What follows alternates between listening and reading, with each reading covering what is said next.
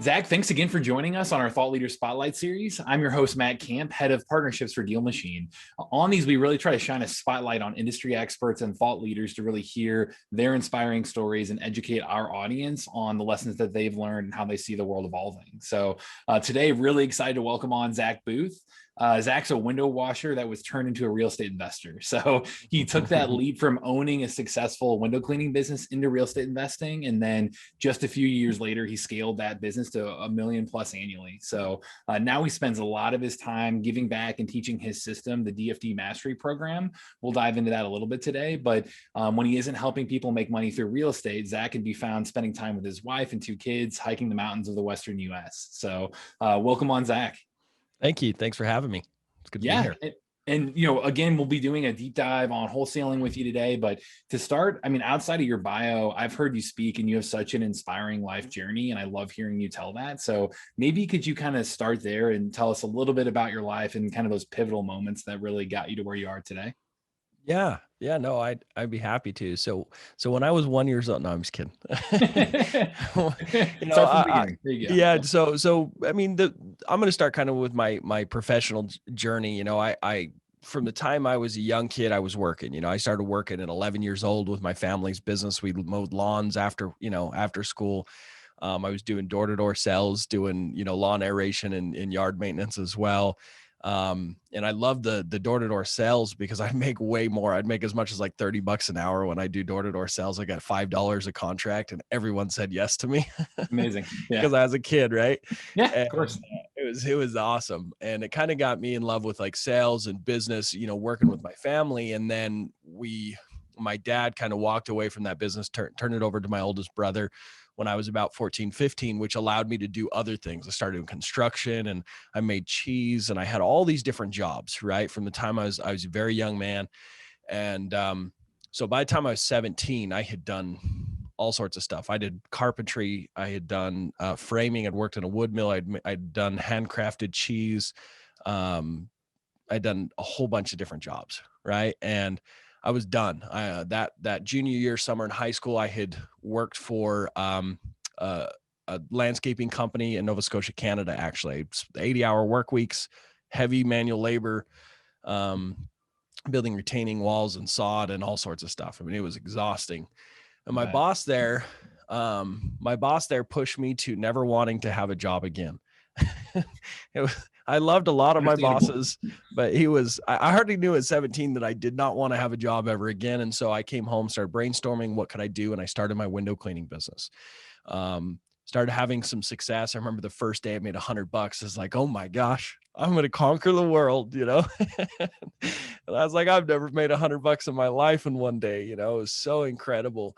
And then I remember the first time I made $1,000 in a day and then $2,000 in a day.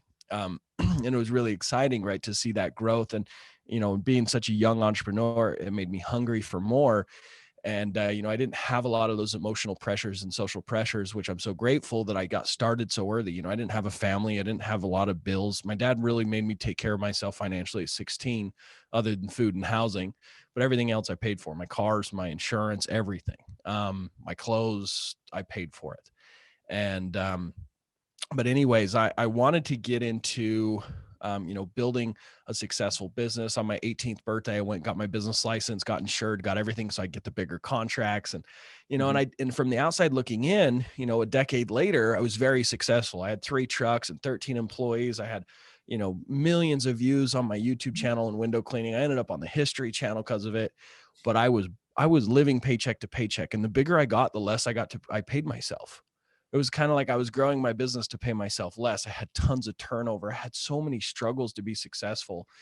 And then I had bought a duplex when I first got married and was living in one half and renting the other. And I was like, man, this is easy money compared to what I'm doing. Right. Like, this is amazing, Mm-hmm. And then I started researching, like, how do I buy more rentals? And I kept hitting all these roadblocks. Now the banks wanted 25% down because it was my second property, right? And my debt to income had issues. And like, I had all these problems that kept me from doing more of what I wanted, which was getting real estate. And that was back in about 2012 when I bought that first rental, 2011, somewhere around there. And so I started dabbling. I learned about wholesaling and I'm like, oh, that's my ticket. after failing at flipping a house, I found out about wholesaling and I was like, that's what I'm going to do. Mm-hmm. And so took me a couple of years to figure it out. Man, $19,000 in coaching, tens of thousands of dollars in mistakes and marketing, and most of it on credit cards, just trying to scrape by. And I finally was able to make it work. That first, I did my first traditional wholesale deal in April 2017, actually. So it hasn't been very long. And by the end of that year, we had done about 115,000 in assignment fees. And then by the end of the next year, we did just shy of $500,000. And the reason we did just shy of $500,000 is because of driving for dollars, because of DealMachine, because of the systems of being able to find lots of motivated sellers. And then at the end of that year is when I was like, you know what? I need to get to that $1 million mark. I need to get to making $1 million a year. I've heard it's possible. I had no idea how to do it, but I did a self-help journal called Living Your Best Year Ever. And it talks about whatever you want to receive, you have to give away. So I had 3 big goals. And one of those was to make $1 million the next year. And so according to the first 100 pages of that journal, I had to give away $1 million. So I was like, well, how the heck do I give away $1 million when I don't have it? Right. But I took it serious. I was like, well, how do I do that? I was like, oh, well, I have a marketing system. Just put $500,000 in my pocket and I really don't know what I'm doing. So what I'm going to do is I'm going to teach other people my marketing system and put that money into their pocket. So I brought on 10 students, I call them guinea pigs actually, because I didn't know what the heck I was doing. And I learned so much from my students and they started implementing my systems. And Scott Dallinger, one of my very first students, $113,000 on his first deal with me. Profit, $113,000. Michael McLeish, within 6 months of implementing my system, he had generated almost $300,000. Right. So my students started having explosive success. And by the end of that year, I had done $1.2 million in my wholesaling business. So by teaching them, I found so many mistakes and holes and really perfected the marketing system, what I teach today, I teach all of wholesaling. I teach how to wholesale, how to set all those things up. But the main meat and potatoes of what I teach and what makes my students successful is how to find motivated sellers at a very, very productive and fast rate. And so, I had all that success and I continue to have that success. Now I'm wholesaling in 2 different markets and I have a team and I'm spending most of my time with my students, my working time. I absolutely love it. I found a life calling. I love coaching. I love my students. And so I just feel super blessed, but that's kind of my journey of how I landed where I am today. Yeah, and you kind of answered that next question I was going to ask, is because every time I talk to you, it's so clear that your passion for your students shines through. So yeah, that's where I was really curious on what really drove you, like why you were so passionate about coaching and why you loved it so much. Oh yeah, I mean I've been coaching for a little over 2 years now, and man, I spend probably 30, 40 hours a week every single week since then on coaching. Mm-hmm. I had to automate my processes in my wholesaling business, and I took kind of a pay cut there because I wasn't doing any of the work anymore, but it allowed me to have all this passive money so I could focus on my students. And I didn't a lot of people think you make a fortune in coaching, and I think that's true once you get really good at it and you have a ton of success and your students have a ton of success, and I'm starting to make more money with the coaching. But it took me like way longer to be financially successful with the coaching business than wholesaling. It's been a rocky ride getting there, but I absolutely love it. I mean, I absolutely love seeing students have success. I'm actually launching a podcast here in a couple weeks and sharing those success stories and interviewing my students. I'm so excited to do that. But we do a call every Wednesday. So it's like a Zoom call, kind of like this. Mm-hmm. And we, open it up to questions and anything that they have. And I get to talk to my students and know what's going on in their business. And this Wednesday, we had 7 students with their first contract. Amazing. It was amazing, dude. So I'm like going from student to student to student, like just about their deal, what they got to do, like what's the next steps, how to get those contracts sold. And I mean, some of them have some fatties, like, there's 7 students with those deals. One of them has a 6-figure deal, Nick. We've got another student, I'm so excited for, Dominique. He's in Portland. but he's got 2 under contract. Actually, he's been with me for like 5 months. Most of my students are doing deals within the first 4 months. They got deals closed, and Dominique's had so many close calls, and he got one, and he's like, Zach, what do I do? I sent it out where I was going to make $18,000, and someone called me immediately and was like, I'll buy it right now, sight unseen. I'll give you $5,000 non-refundable, and I'll give you $10,000 more dollars than you asked. So it's like $28,000. Zach, should I take it? I think I should take it. I'm like, don't take it. You're going to get more than that. Don't take it. If you got someone like blowing your phone up. So he's like freaking out because that's one of his deals. And he's like, I wasn't even sure if the other one's way better. But he's dealing with some tenant things. We had questions on that, but yeah, man, I get so excited, like seeing their situations, because, once you start to have like financial success and stability, more success, more money, like it's nice and stuff, but there's like that certain point where like just covering your bills and just feeding your family, and like when all of those pressures go away, there's just this euphoria, right? This excitement for life and freedom that comes from it. But after that, it's just work, it's just money, it's just watching your net worth. But like being able to see someone have that success for the first time and having that freedom, you get such a high from it. It's like doing your first deal. It's like having success for the first time all over again. Yeah. Yeah. Oh, dude, And it's clear you love it. I mean, whenever I talk to you, you've got like the pictures of your students in the background and that kind of thing. So I love hearing this. But yeah, so I'm in my recording studio, and my main office where I actually do most of my work, where I got my desk and stuff.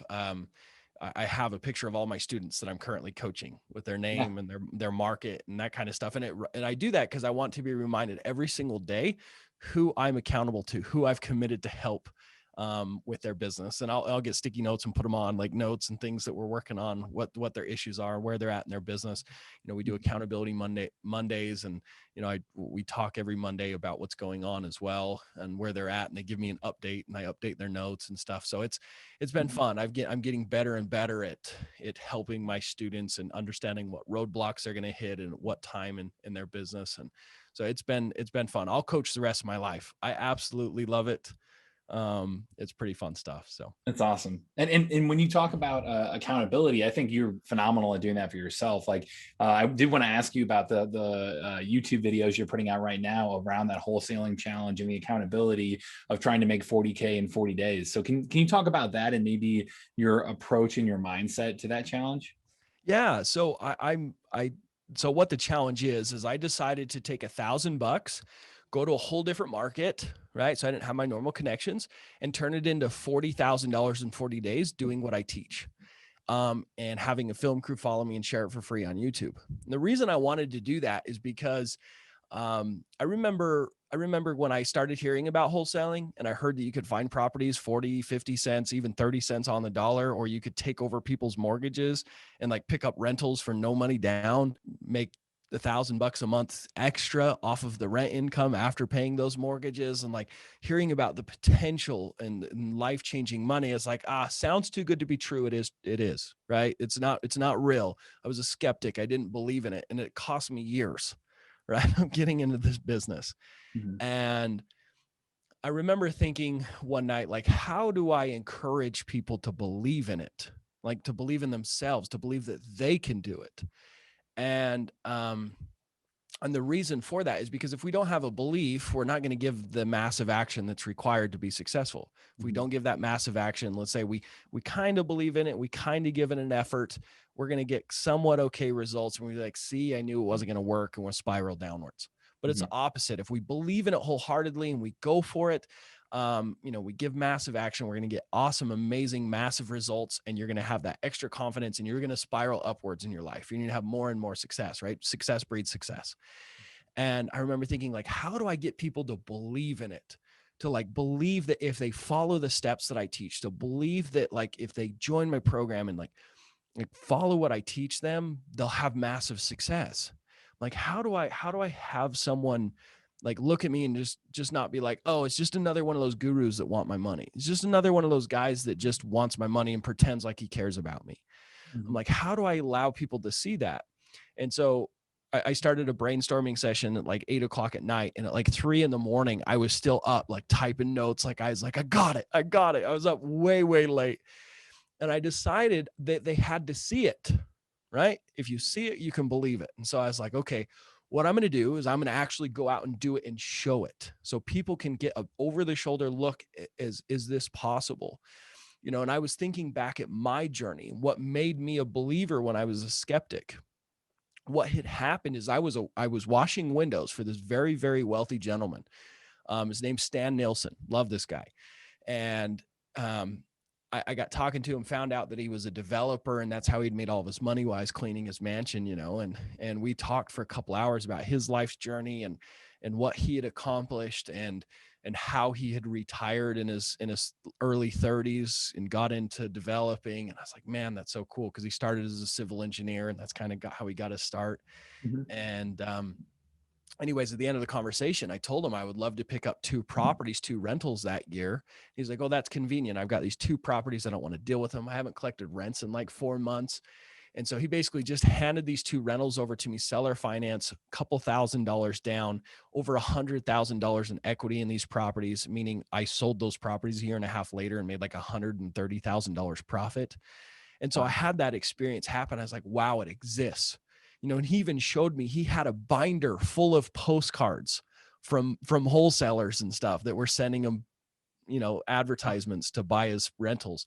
But he built a relationship with me. He liked me. He didn't want to deal with them. So he wanted to work with me on those properties. He very easily could have listed them with an agent and got more, but he wanted to work with me. And, having that experience is like, it made me a believer. I saw it happen. I was like, okay, if I did it once, I can do it again. Right. And so I decided to do this challenge to allow people to see how it works, to see that it's not an easy ride, to see that it requires a lot of work, that it's somewhat discouraging at times, but it is absolutely the best way that I know of to make an absolute fortune in a short amount of time. I love that. Yeah. And that's a great transition too for kind of the playbook that you give people and the foundation of what you teach within even your DFD mastery, program. It's, I know we talked about kind of finding motivated sellers, negotiating to close deals, and then automating a lot of that process. So saving you time and achieving that financial and time freedom. Mm-hmm. So I'd love to get into those 3 areas with you and kind of get maybe a few of your pro tips, a few of your playbook strategies on how you thought about doing that and how you thought about doing that within, your 40-day challenge too. So can you maybe start with the finding motivated sellers portion? And I know we obviously love driving for dollars. We talk about that. We're obviously a big proponent of that. But in general, in such a competitive market right now, what advice do you have for new people like looking for that first deal and standing out from the competition? Yeah. So if you've been doing any, for the listeners, if you've been doing any research on finding motivated sellers, people are talking about bandit signs, pulling lists from PropStream, you buy lists, but everyone's doing that. Everyone is doing those lists. Do they produce deals? Yes. But you're competing with people that can spend $20,000, $30,000, $40,000 a month on marketing.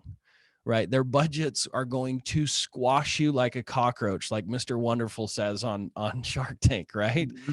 So if you want to have a competitive edge, you got $1,000 like I did, you've got to get in there and make it happen. You have to have a more proactive approach and a more profitable approach. And even if you are bigger, if you want bigger profit margins like I have, right, and you have a whole team, this is still the best strategy, right? Driving for dollars.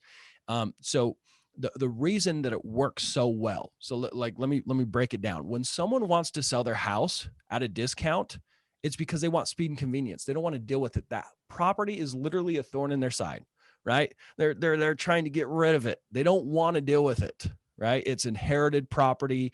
It's they got crappy siblings they're dealing with. There's, it's just a nightmare for them, or they're dealing with bad tenants, or dealing with evictions, or they've got family member that they're having to evict and they don't want to deal with it anymore.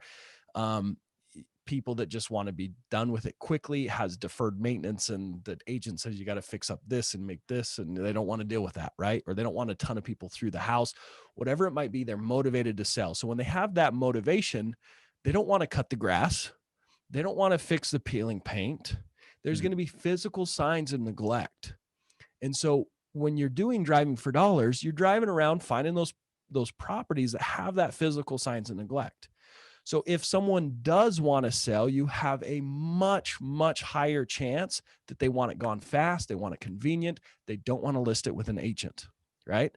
And so with Driving for Dollars, you're creating this beautiful specialized list that no one else has, right? There might be a few properties on there that someone else is marketing to because they're on the prop stream list that they bought, but you're only marketing to the one or two or 100 properties on the prop stream list that have physical signs of neglect. So you're making way more money. You're finding way more leads with way less dollars spent or way less time spent as well. So, and I mean, Driving for Dollars is what made me an absolute fortune. What's still continually putting, tons of money. I mean, just so far this year, we're almost $400,000 in assignment fees. And I've picked up 4 rentals. I've increased my net worth just on my rentals by almost $250,000, right? And then plus that $400,000 in my wholesaling business. Like, it's absolutely crazy. Market too. Yeah. Mm-hmm. Yeah. And the competitive market where you can't find discounted properties. It's like that. No, like, you got to know what you're doing. You got to use the right marketing system, but yes, it works. Yeah. Do you, do you have any specific pro strategies within that Driving for Dollars process that might be a little bit unique or a little different that you teach students? Yeah, 100%. So, I started Driving for Dollars, like actually writing down the addresses. Mm-hmm. But then DealMachine came out and a couple other apps. There was Driving for Dollars, Drive by REI. There's all these apps, right? And I've tested them all. And the reason I work with DealMachine and I promote DealMachine is because it's what we use. It's not necessarily because they pay me the most to promote them, right? Like, that's not why I do it. It's because it's what works, right? I don't need the affiliate commission from DealMachine. I mean, it's truly an insignificant amount of money in comparison to what I make elsewhere, right? And so for me, like, I want the technologies to work. I want my students successful over how much money I make on affiliates. And so, the big thing that I love about DealMachine, the main tools that you guys provide, is the tap to add version. So I remember when you guys originally came out, and I was talking to David about this back in like October 2018. This was years ago. Mm-hmm. And you had to take a picture of every single house. It's still an option, and it's a cool option if you want to have like a very customized card and you're very specific niche, like only a few properties you're marketing to. You can do a selfie in front of the house, like, hey, I want to buy your house, like, that is pretty cool. But we use a different system. We use the tap to add version. So at the top, you can select tap to add or pin mode or picture mode, right? Mm-hmm. And so, and correct me if I'm wrong. I mean, you know the app a little better than Mm-hmm. me, I'm sure. But we use tap to add, so it's much faster. With that technology, we're able to add 30 to 100 properties every single hour of driving. And I'm a big component of like getting more people on that list and being a little more aggressive on getting in touch with more people, and not necessarily like a better style postcard. Mm-hmm.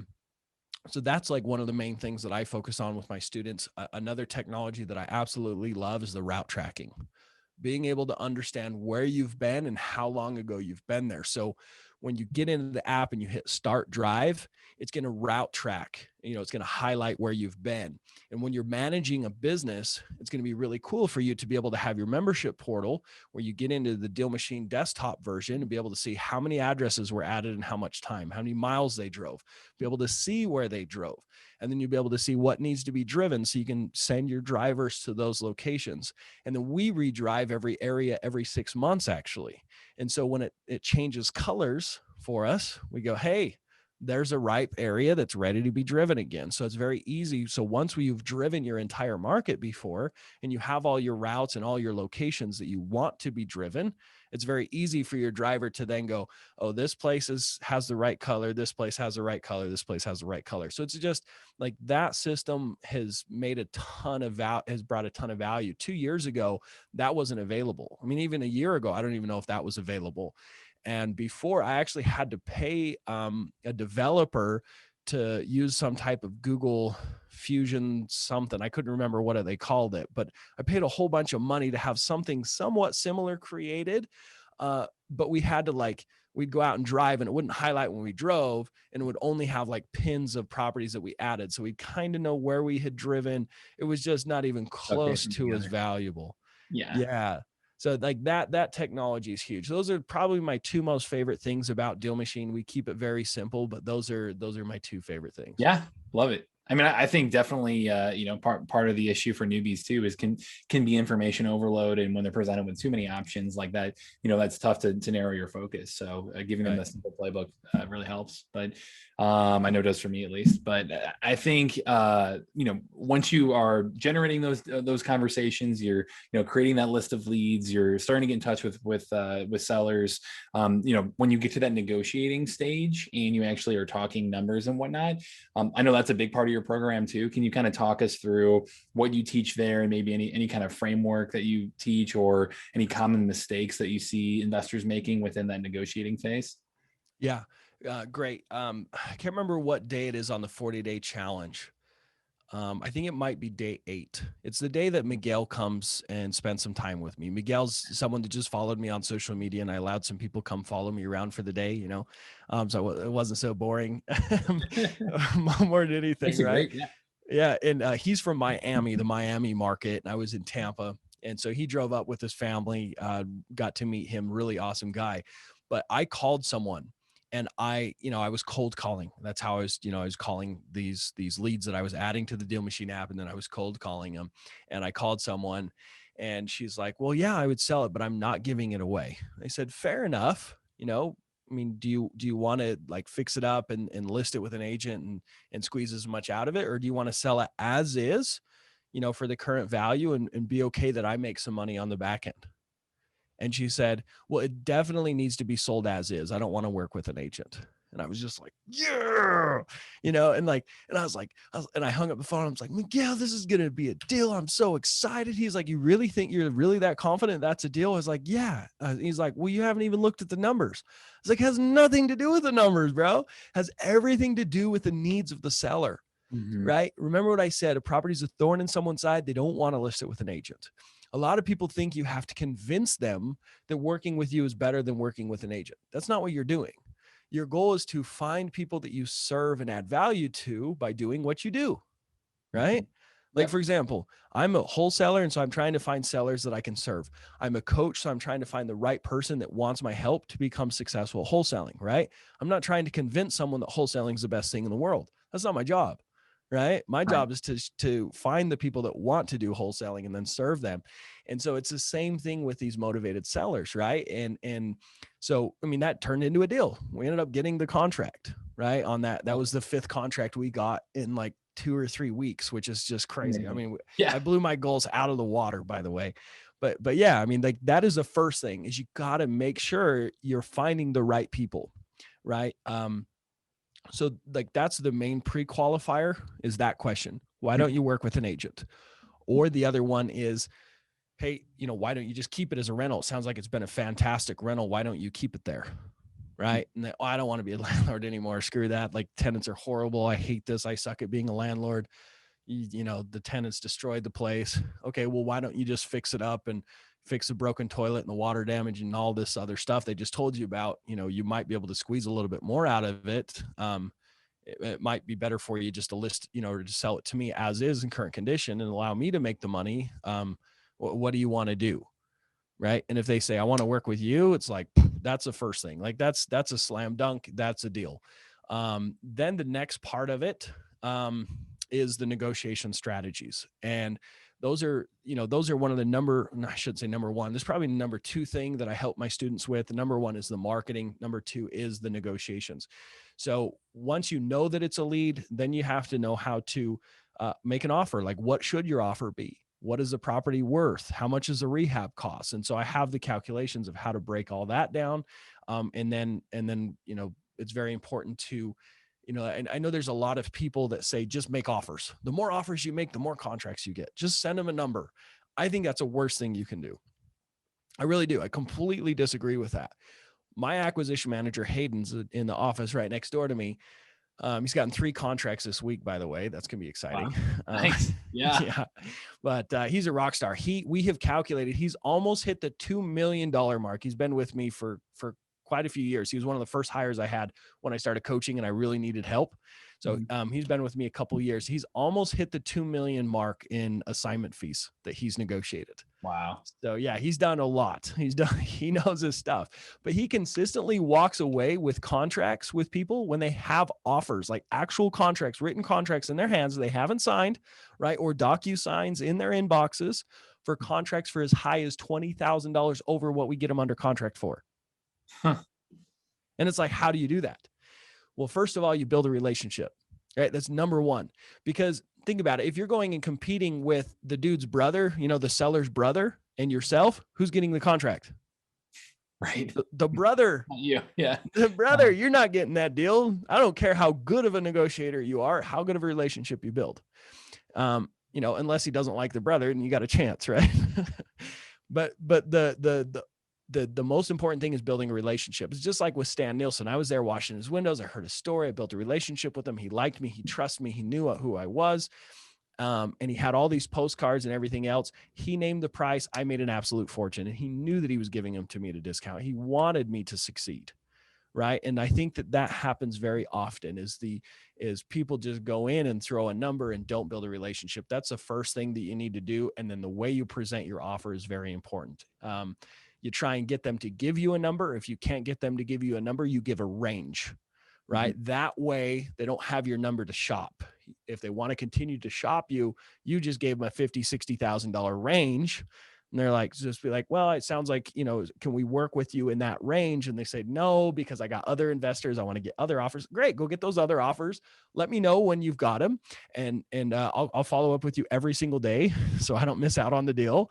And once you get those numbers, I'm going to do my research and kind of button down where I need to be. And then you show up to the appointment after, and they're like, man, those guys were jerks. They were super cold. Like, I like you. I want to work with you. Here are the offers they gave me. What can you do? Mm-hmm. Right. Yeah. That's how we get contracts way less than other people. Right. So, yeah. I mean, I break down those steps in my course, but that's kind of a quick overview. I hope that's a lot of value to the listeners, and you can kind of take that and run with it. So, oh, for sure. Yeah. I mean, I do think I was going to bring up, I do think one common, almost competitive advantage at this point for you is, six factor that is common in all of your successes is building that relationship, like you said, and building that trust and likability with that particular, seller. Do you have any framework or tips there on how you think about even going there? Like, if you're a newbie saying, hey, how do I start to build those relationships? Do you have a certain way you approach that? Well, if you're listening to this and you have the time to do so, go get a sales job, go get a door-to-door sales job. One of the greatest things that ever happened to me was, from the time I was little, I was doing door-to-door sales.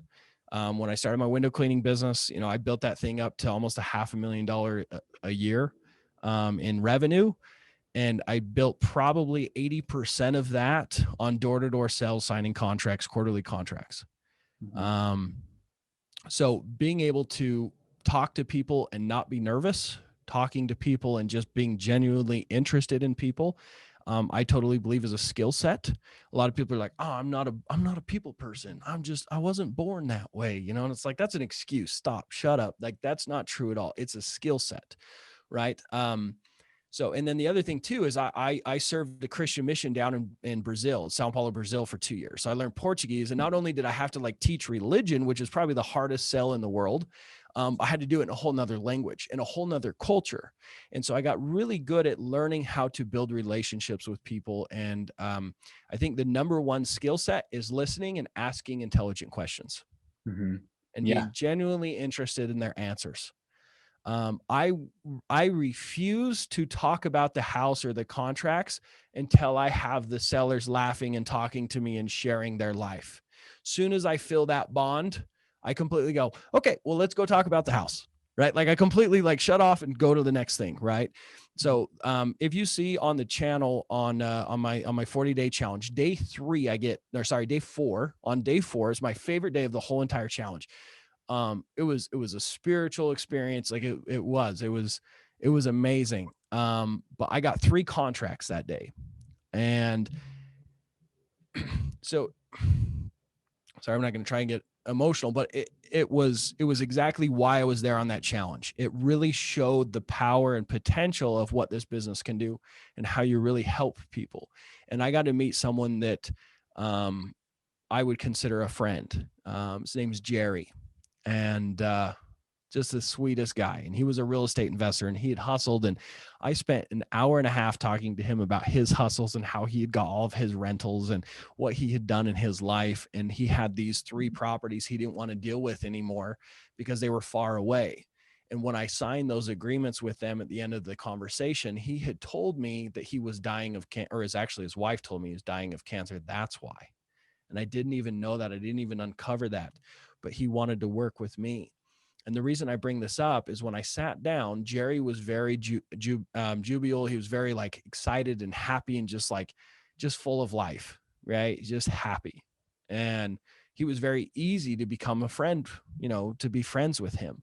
But his wife was sitting on the couch, very closed faced, looking at her iPad, pretending like she's not paying attention, very much there and present, paying attention. She was just putting on the, you can't convince me to sell these houses, I'm going to play hardball kind of thing, right?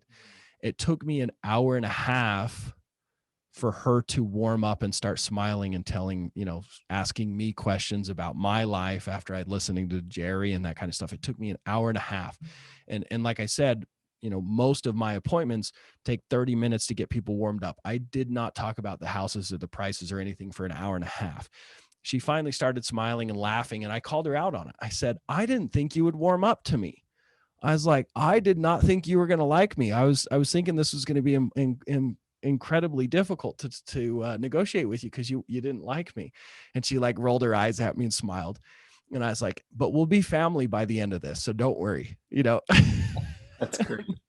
Yeah. And then she laughed, and we built that really good relationship, and you don't build those relationships to manipulate people.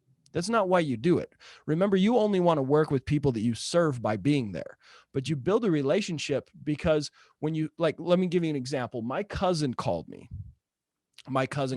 He lived down in Beaver, Utah. It's a smaller town. And he calls me up. He's like, Zach, I want you to buy my house. I was like, sweet, bro, I could buy your house. No worries. But I buy houses at a discount, right? I buy them as is. I can have it done quick, but you'll probably make way more money if you list your house. He says, yeah. I know that. I want to work with you though. I want it done fast. I got a job. I got to move fast. I've already got another place lined up, but I got to get this gone because I can't afford the mortgage and the rent. If you can just buy it for what I owe on it, let's just do it. I was like, okay, what do you owe? Okay, done. Let's do it. Right. And he was open to share with me what he needed, what he wanted, because he already knew me. I already had that relationship. Right. Mm-hmm. I negotiate the exact same way with sellers. Right. But I have to build that relationship first, just like I have with my cousin, because I have to know, why are you selling it? What's the situation? Oh, you've got freeloading children living in the house. Okay, well, how do we salvage your guys' relationship and still be able to buy the house? Okay, well, what we could do, we can close on it. I can give them 2 months to move out, right? And if they move out in 2 months, I'll give them $2,000. So we'll keep $2,000 that you would be getting and give it to them just so they feel a little bit better. And if they're not out, I'll be the bad guy. I'll be doing the eviction. You'll have nothing to do with it. Mm-hmm. Right? And let's present them with that offer. Do you hate that idea? Oh, that's a great idea. I never even thought of something like that. And you solve the seller's problem. You serve them. You put the contracts together. So you put it together because then they'll open up to you. They'll share with you that they're dying of cancer. They'll share with you their timeframes. You'll build long-term relationships with these people. That's why you build relationships. It's not a manipulation tactic. And I want that to be very, very clear. Mm-hmm. And I mean, I think it goes back to your mindset too. When you talked about at the beginning, you need to give away that value. You need to help other people. You need to serve others. Yeah. So yeah, I see how that kind of goes throughout. It's a theme throughout everything that you do. So yeah. Yeah. Well, I think I don't want to run too far over on you today. I know I've loved this deep dive. I think again, where can they find more about you, more about your program, more about your YouTube videos? Would love to hear ways that our listeners can get more involved with you, Zach. Awesome. Yeah, the best way, just go to my website. So dfdmastery.com. So it's stands for Drive for Dollars, right? dfdmastery.com. And in that website, there's a link for my social media. So my YouTube, Instagram, anywhere you want to follow me. If you want to watch my 40-day challenge, click on there, check out my channel. Tons of great value, free content there. And then if you want to become a student, you have to book a call. So if you have questions about it or how it works and those kinds of things, you book a call, talk with myself or one of my onboarding coaches, and we can go through and talk to you about that opportunity. So feel free to do that. And yeah, I hope you guys enjoy the free content. I hope you enjoy the 40-day challenge. I highly encourage you guys to watch that. There was a lot of blood, sweat, and tears. I hadn't seen my family in an entire month for that challenge. I was working 80-hour work week, 7 days a week, just for you guys. So I hope you enjoy it. I love the way it turned out. So. Yeah, it's been phenomenal to follow so far. So, we'll share that out on in the YouTube video description on this. We're going to share out your videos to our community as well. So anyone following us on social will get that. But Zach, really, really appreciate your time. Again, every time we talk, I come away inspired there. So thanks again. And to everyone listening, again, this is Matt Camp with DealMachine, and happy deal finding.